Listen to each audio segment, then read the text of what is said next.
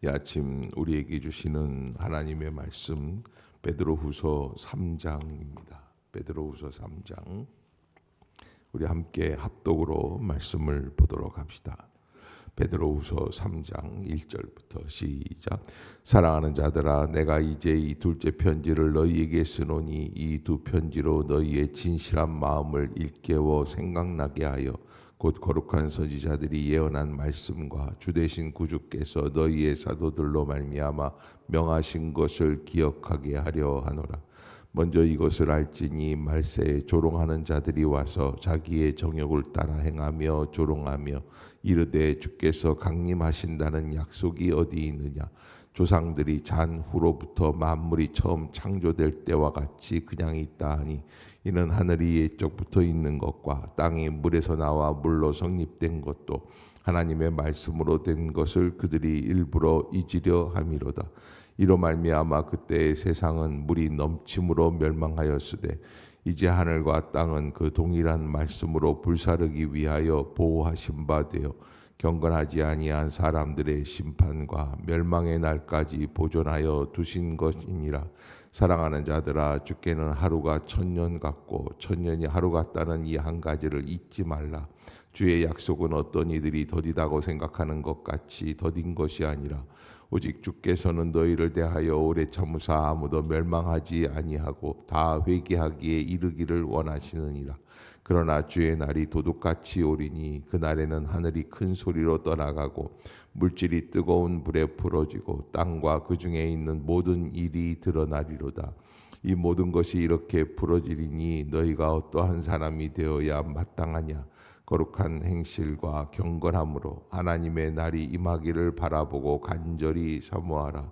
그날에 하늘이 불에 타서 풀어지고 물질이 뜨거운 불에 녹아지려니와 우리는 그의 약속대로 의가 있는 곳인 새 하늘과 새 땅을 바라보도다.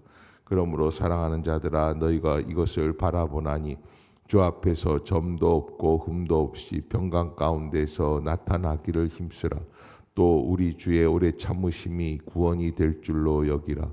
우리가 사랑하는 형제 바울도 그 받은 지혜대로 너희에게 이같이 썼고 또 그 모든 편지에도 이런 일에 관하여 말하였으되 그 중에 알기 어려운 것이 들어 있으니 무식한 자들과 굳세지 못한 자들이 다른 성경과 같이 그것도 억지로 풀다가 스스로 멸망에 이르느니라.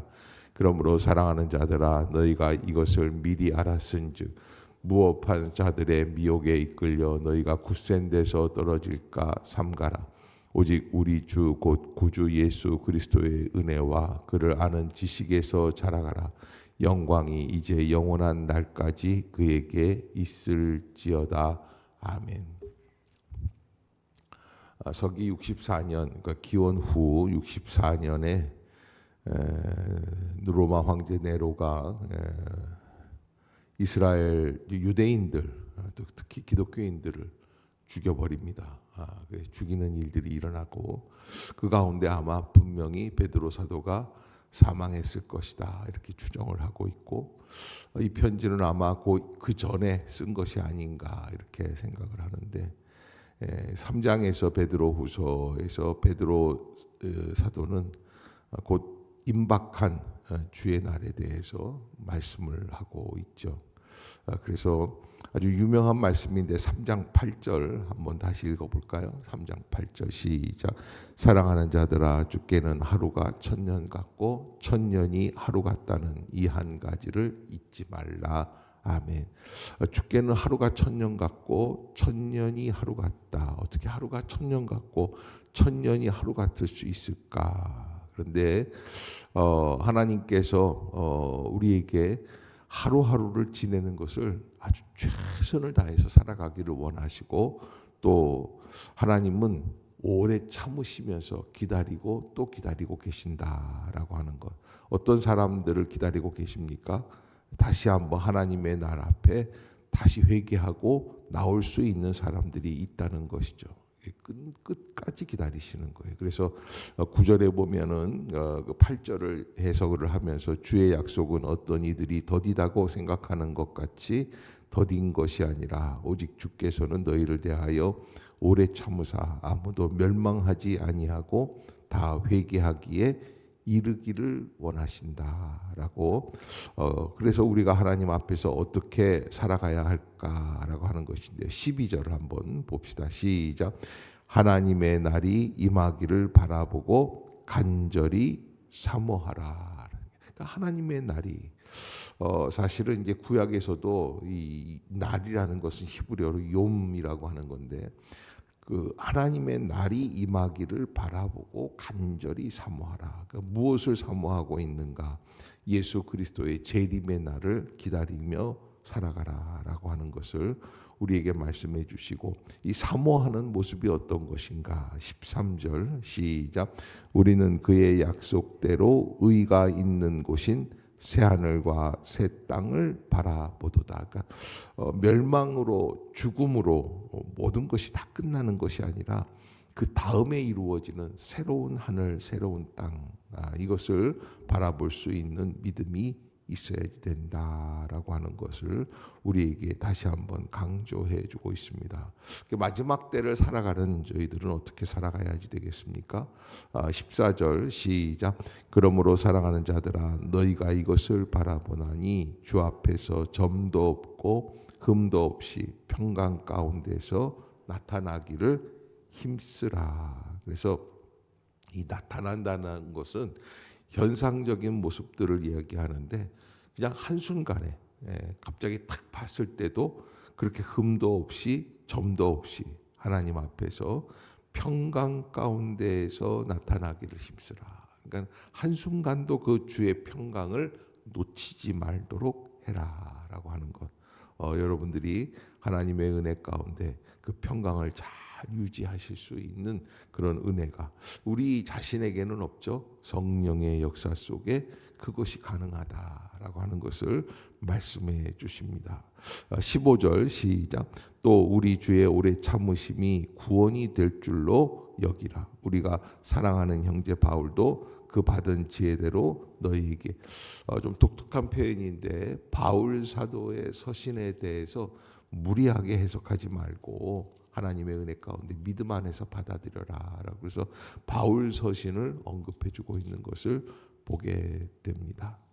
아무튼 임박한 하나님의 날, 마지막 종말 때 이 말씀을 쓰시고 베드로 사도는 순교하시지 않았겠는가? 이렇게 추정을 하고 있습니다. 자, 요한 1서로 넘어가 봅시다. 예수 그리스도의 가장 사랑하는 제자 사도 요한이 patmos섬에서 이렇게 마지막 요한계시록을 썼다고 하는데 이 요한 1, 2, 3서는 그 전에 쓴 글이고요. 요한 1, 2, 3서가 그대로 다 같은 문맥으로 한 사람이 쓰여진 책이다라고 하는 것.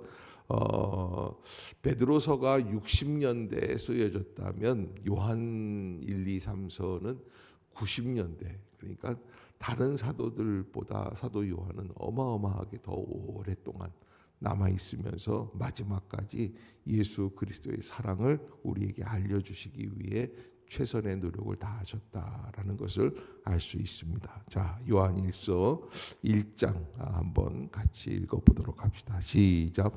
태초부터 있는 생명의 말씀에 관하여는 우리가 들은 바요 눈으로 본 바요 자세히 보고 우리의 손으로 만진 바라. 이 생명이 나타내신 바 된지라. 이 영원한 생명을 우리가 보았고 증언하여 너희에게 전하노니 이는 아버지와 함께 계시다가 우리에게 나타나신 바 된 이시니라.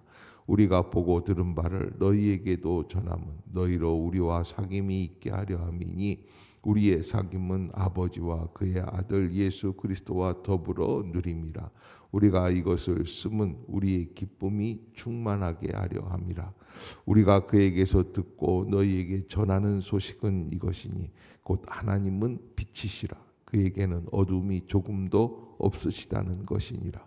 만일 우리가 하나님과 사귐이 있다 하고 어둠에 행하면 거짓말을 하고 진리를 행하지 아니함이거니와 계신 것 같이 우리도 빛 가운데 행하면 우리가 서로 사귐이 있고 그 아들 예수의 피가 우리를 모든 죄에서 깨끗하게 하실 것이요 만일 우리가 죄가 없다고 말하면 스스로 속이고 또 진리가 우리 속에 있지 아니할 것이요 만일 우리가 우리 죄를 자백하면 그는 미쁘시고 의로우사 우리 죄를 사하시며 우리를 모든 불의에서 깨끗하게 하실 것이요 만일 우리가 범죄하지 아니하였다 하면 하나님을 거짓말하는 이로 만드는 것이니 또한 그의 말씀이 우리 속에 있지 아니하니라.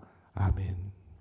생명이라고 하는 것, 또 여기 하나님은 빛이시다라고 하는 단어들이 반복해서 우리에게 얘기해주고 있는데 요한 사도의 주제어라고 말할 수 있습니다. 그래서 진리, 생명, 빛, 삶, 인생 이런 것들을 우리에게 알려주시고 계시는데 특별히 생명에 관한 말씀에 대해서 우리에게 하나님의 은혜 가운데 이것을 기록하고 있는 이유는 가장 중요한 것은 여기 오늘 그 사도 요한은 이 요한 1장 3절에 보면은 사귐이라고 하는 것, 코이노니아 교제 뭐 이렇게 얘기를 하는데 3절을 한번 보겠습니다. 시작. 우리가 보고 들은 바를 너희에게도 전함은 너희로 우리와 사귐이 있게 하려 함이니 우리의 사귐은 아버지와 그의 아들 예수 그리스도와 더불어 누림이라. 아멘. 그래서 믿음이 있는가? 그러면 믿어라, 또 행하라. 뭐 이런 이야기들이 계속해서 지금까지 있었어요. 그런데 사도 요한은 뜻밖의 말씀을 하세요. 사귀어라. 그래서 이 말씀이 사실은 우리 신앙 체계에 있어서 나중에 영성 신학을 이룰 수 있는 가장 중요한 핵심 구절이 돼요. 하나님과 또 주님과 성령과 사귀고 있습니까? 교제하고 있습니까? 그런데요, 여러분, 거짓된 영과 사귀면서 성령과 사귄다고 착각할 때가 있어요. 그래서 우리가 내가 거짓된 영이냐 성령이냐를 알아야지 되는데 성령과 사귀면 어떤 역사가 일어나느냐면 겸손해라, 또 정직해라, 또 하나님 앞에서 헌신해라, 또 말없이 순종해라, 뭐 이런 것들이 있는데 반대로 거짓된 영에 휩싸여서 사귀고 이게 꼭 성령과 똑같아요.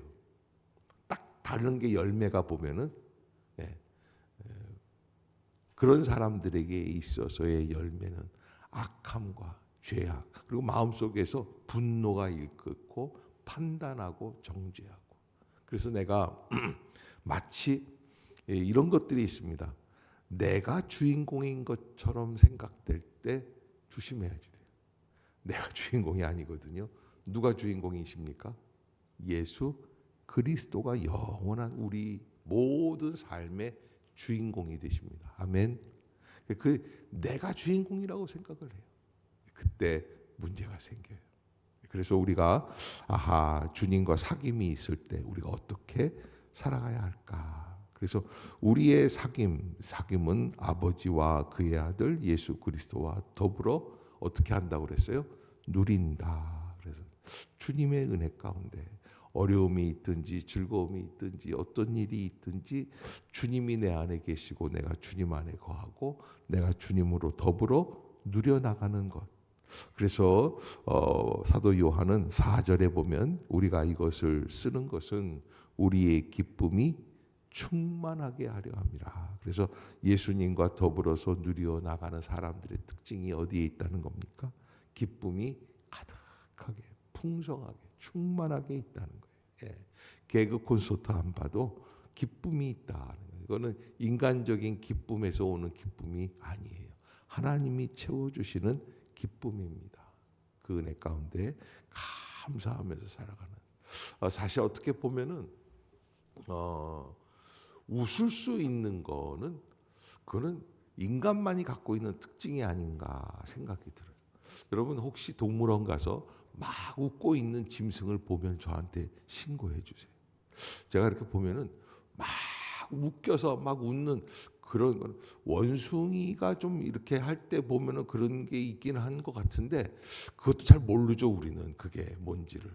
근데 원숭이의 기쁨은 비웃을 때 웃는 거예요. 하하하하 하고서는 이제 막 지들끼리 할 때 막 우리 이렇게 하고서 막 비웃는 거죠. 근데 그거는 기쁨이 아니에요. 비웃는 것이니까 비웃는 거는 슬퍼하는 것보다 더 잘못된 감정이 아닐까 싶은데 그런데 이렇게 보면은 인간만이 가지고 있는 특권이 아닌가. 그런데 그 기쁨을 누리세요, 못 누리세요? 옆에 사람 한번 얼굴 좀 한번 쳐다보세요. 당신은 기쁘십니까? 예?